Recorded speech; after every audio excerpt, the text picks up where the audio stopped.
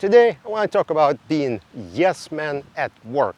Yes man is somebody who says yes to everything he is requested to do. But what if you object to that? What if you have some kind of internal conflict and you think what you're asked to do is wrong because of technical reasons, personal reasons, or whatever else? Let's talk about that today. So I got the idea for this topic when I was reading a post by somebody. He was a system administrator, and he's always asked to do things that aren't a best practice. He was asked to use a certain software to set it up to be used in a way it's not meant to be. He was asked to configure like a network settings, a firewall, with settings he does not think are the best for the company. And he's like, I'm always forced to do these things. And when I say like, this is not what we should be doing, I'm being told, no, you have to do it this way. And he was asking, how do I confront my manager or the company owner or whoever about doing things that the way I think are appropriate. And funny enough, after reading that, a similar situation came up at my job. A client sent a request saying, hey, we're looking for all the hot documents in our workspace. Can you tell us, how many we have, or create a search for them or something like that? And so project manager went in to look, and they saw that there is a field which contained multiple tags, right? Like we normally have responsive, non-responsive, hot. All right, so that's the hot tag. But then below, there is an extra tag. So let's call our reviewer John Smith. And so we have a hot tag, and then we have John Smith -hot. Like, all right, we got an extra hot tag. But then you look down and there are more fields. And there is a field called John Smith coding. And within John Smith coding field, there is a tag called hot again. What the hell is going on now? So this is a perfect example where a client has been asking someone to do something which isn't probably best practice. Now, I don't know whether the project manager set it up like that or the client was given access to do all that, but if this was a project manager, this would be a perfect example of a yes man, someone who just says yes to every request client sends and just sets it up. Add a tag, sure, yes, let's add it. Add new field, yes, let's add it. Do that, yes, you get it added. And then you wind up in this situation where you have multiple hot tags all over the place and no one knows where they all are. All right, well, so what do you do if you're put in that situation? If a client or your boss or somebody asks you to do something that you don't think is the best practice? Well, you should voice your opinion. I suggest you always do that. You need to be polite about it, and you need to nicely explain, like, hey, I know you asked me to do this.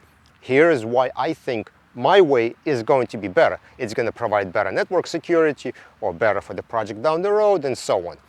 Just do that. And if your boss or client or whoever insists on doing things their way anyway, you have to cover your butt. You have to document your suggestion. So your boss tells you, all right, we're going to configure firewall this way. And you say, okay, boss, I'm going to do what you say. So you go to your computer, you configure it, you set it all up, you take a screenshot of all the settings, and you put it in the email saying, per our conversation, I'm configuring network firewall so-and-so way. Here's the screenshot how it was done. However, I want to add my recommendations below. And you put your recommendations and you send it.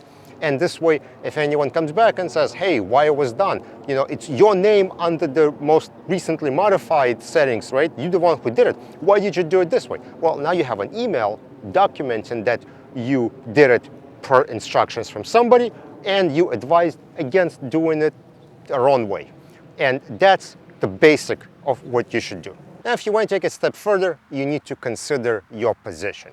If you're a beginner, if you're just starting out in the company, you're in a junior position or something like that, well, it's best to just keep your mouth shut, do what you're told, document as I specified, and be done with it. However, if you're in a more senior position, or maybe you have some kind of stake in company's success, well, then you should be more vocal. You need to speak up and clearly explain why your way is better, and basically fight for doing things your way. In my position, I'm a person who usually is affected by other people's poor decisions. So in that situation, I will fight for doing things the right way. If the client calls up and says, let's do it this way or let's do it that way, and they insist on certain things, I'm going to be there. I'm going to tell project manager, no, let's get on the phone with the client. I want to explain. I want to talk through the process, and I want to make sure they understand what we're getting ourselves into, because problem down the road is going to be pain in the butt for me.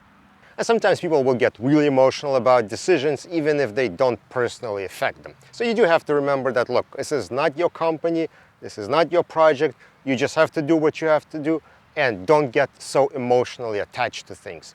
If there is a problem and you have documented it, then it's going to be somebody else's problem, most likely. And if anything, if it's going to come back to you, well, it's just going to translate into more time that you have to work on it, and you are getting paid for that time. So there you go.